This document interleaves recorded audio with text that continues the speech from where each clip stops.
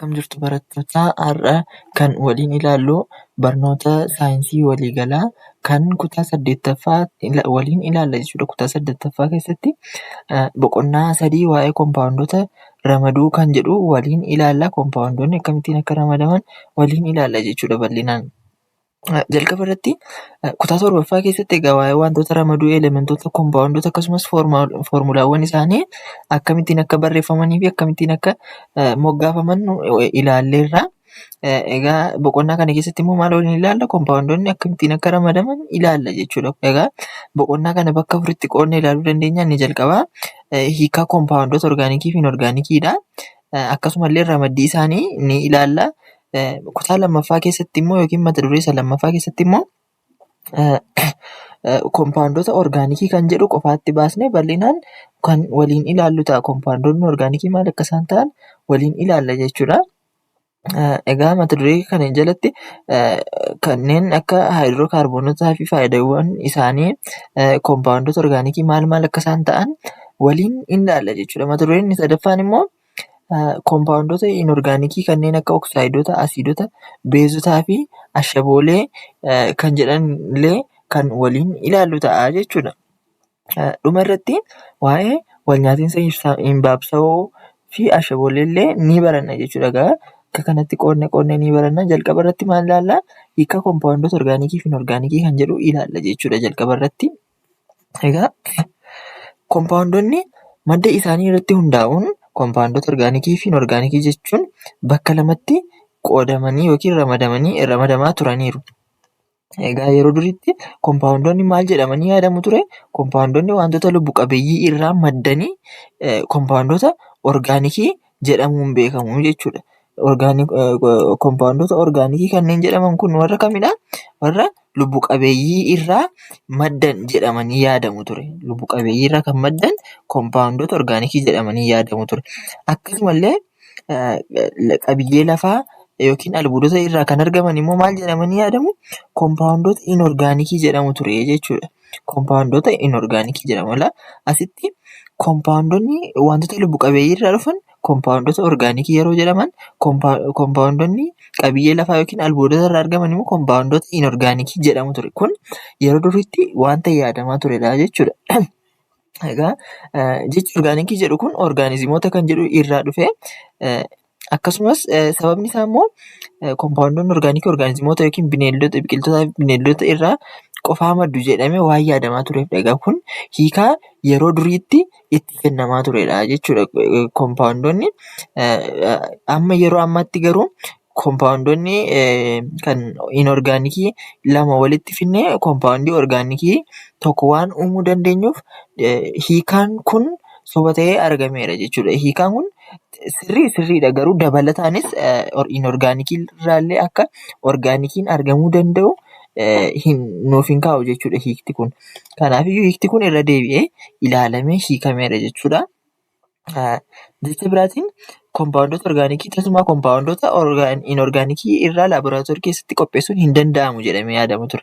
Kompaawundoota inorgaanikii laaboraatoorii keessatti qopheessuun inorgaanikii irraa orgaanikii qopheessuun laaboraatoorii keessatti qophaa'uu hin danda'u jedhamee yaadama ture jechuudha. Kanaaf yaadrimeen kun keemistii Jarmanii Firiidirik Wuuleriin fashalaa'ee jechuudha. Keemistiin biyya Jarman kun eenyu jedhama? Firiidirik Wuuler jedhama jechuudha. Firiidirik Wuuler maal godhee kompaawundoota inorgaanikii lama walitti fidee laaboraatoorii keessatti kompaawundoota inorgaanikii lama walitti fiduudhaan kompaawundii yuuriyaa jedhamu qopheesse. Kompaawundii inorgaanikii lama walitti fidee kompaawundii yuuriyaa jedhamu qopheesse jechuudha. Yuuriyaan kun immoo maalidha? Fincaan bineeldotaa keessatti kan argamudha jechuudha. Yuuriyaa jechuun fincaan bineeldotaa keessatti yookiin kompaawundii fincaan bineeldotaa keessatti argamudha jechuudha. Kompaawundiin fincaan bineeldotaa keessatti argamu kun immoo kompaawundii orgaanikiidha jechuudha. Firiidirik Wuuler maal argate jechuudha? Argannoo isaa kanaanii kompaawundii inorgaanikii lama walitti fidee kompaawundii orgaanikii argate jechuudha. Inorgaanikii lama walitti fidee orgaanikii argate. Kun hiika jalqabaa keenyarra isa ture hin fashaleessa jechuudha.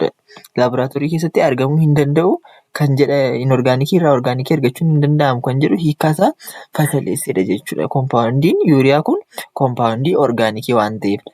Egaa yuuriyaan koompaawundii yeroo jalqabaaf laaboraatoorii keessatti qophaa'edha jechuudha. Amma yeroo ammaa kanatti koompaawundii orgaanikii jechuun hiikkaa isa haaraasaadha jechuudha. Inni duraa kan duraan ture kan ilaalaa turredha. Amma garuu hiikkaan kun irra deebiidhaan ilaalamuun maal jedhamee beekama? Koompaawundii kaarboonii ta'ee asitti koompaawundii orgaanikii jechuun maal jedhama? Koompaawundii kaarboonii ta'ee garuu maal of keessatti hin qabatu? Kan akka kaarboon daayoksayidii, kaarboon monoksayidii, kaarboneetotaa fi haayidiroojiin kaarboneetota hin dabalatu jechuudha. Gabaabumatti koompaawundii orgaanikii jechuun koompaawundii kaarbooniidha. Garuu immoo kaarboon monoksayidii, kaarboon daayoksayidii, kaarboneetotaa fi haayidiroojiin kaarboneetota hin dabalatu jechuudha. Isaan kun kaarboon monoksayidii, kaarboon daayoksayidii, kaarboneetotaa fi haayidiroojiin kaarboneetota kan jennu kun maalidha isaanii? Koompaawundii inorgaanikiidha jechuudha. Warri kun kaarboonii of keessaa haa qabaatan iyyuu malee koompaawundii inorgaanikiidha jechuudha. Koompaawundoota inorgaanikii jechuun immoo maal jechuudha? Koompaawundii elementoota kaarboonii of keessaa hin qabnedha. Kaarboonii of keessaa kan hin qabnedha. Koompaawundii orgaanikii kan jennu kun maal jennee hiikne? Kan kaarboonii of keessaa qabu koompaawundii kaarboonii of keessaa kan qabu jennee hiikne. Koompaawundii inorgaanikii kana immoo maal jennee hiikne? Kaarboonii of keessaa kan hin qabnedha. Koompaawundii elementa kaarboonii of keessaa kan hin qabne jennee hiikne jechuudha. Kanarratti garuu akka hiika kanatti haa ta'u iyyuu malee utuma kaarboonii qabu immoo kan inorgaanikii ta'e jira. Isaanis warra jalqaba irratti inorgaanikiidha jennee kaarboon monoksayidii, kaarboon daayoksayidii, kaarboneetotaa fi haayidiroojiin kaarboneetonni warri kun koompaawundii inorgaanikiidha jechuudha. As jalatti orgaanikii warra jenne jalatti utuma kaarboonii qabaataniyyuu inorgaanikii warri jedhaman asitti immoo dhufanii inorgaanikiin immoo hiikti isaanii kaarboonii of keessaa kan hin qabnetu jedhamu. Kaarboonii of keessaa qabaatanii inorgaanikii ta'anii jechuudha. Warri kun eksepshinii isaaniidha jechuudha. Haala kanaan ilaaluu dandeenya. Egaa saayintistiin asitti argitan kun Frederick Wheeler kan jedhamu isa kanadha jechuudha. Innis maal argate? Koompaawundii inorgaanikii amooniyam kilooraayidii fi silvar saayineetii jedhaman irraa lama walitti fiduun orgaanikii yuuriyaa jedhamu qopheesse jechuudha. Argannoon isaa kun hiika duraan ture akka jijjiiramu taasiseera jechuudha. Akka kanatti hiika isa duraa jijjiireera jechuudha.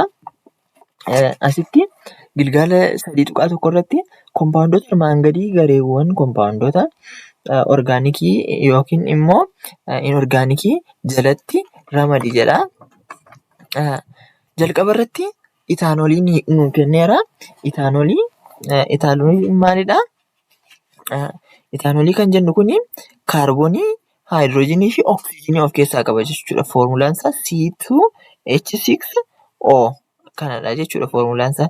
Itaanoolii kan jennu kun kaarbooniis, haayidiroojiniis, oksijiiniis of keessaa qaba.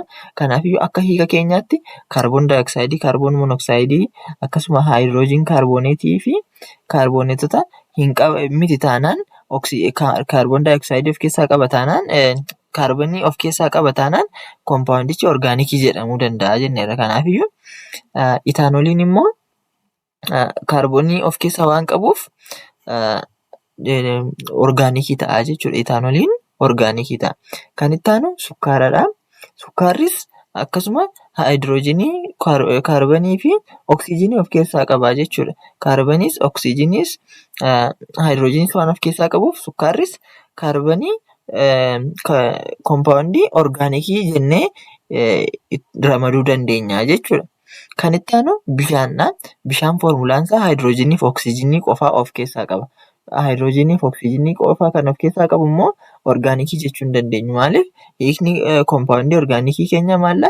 Koompaawundoota kaarboonii of keessaa qaban jennee waan hiiknee turreerruuf jechuudha.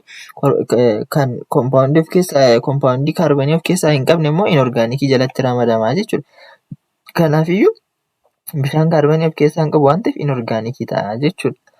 Kan itti aanu pirootiiniidha. Pirootiiniin Pirootiiniin maalidha foormulaan isaa? Dhuma isaarratti kaarbanii fi oksijiinii fi haayidiroojiinii ofirraa qaba jechuudha kunis. Kanaafiyyuu kaarbanii waan of keessaa qabuuf orgaanikii jennee hiikuu dandeenya jechuudha yookiin ramaduu dandeenya jechuudha. Kan itti aanu yuuriyaadha.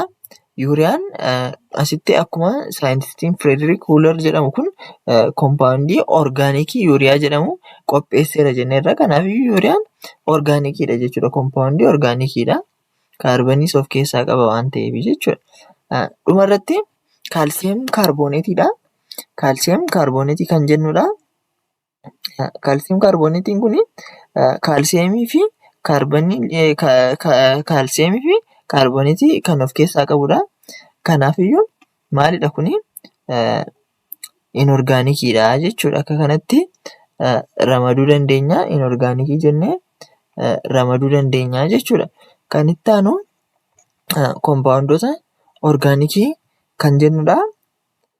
Koompaawundoota orgaanikii kan jennu kana keessaa haayidirookaarboonota yeroo ilaallu, haayidirookaarboononni koompaawundoota orgaanikii gareewwan hedduu tarree hoomologasii jedhamanitti ramadamu. As keessatti koompaawundoota orgaanikii haayidirookaarboonota jedhaman ilaalla jechuudha.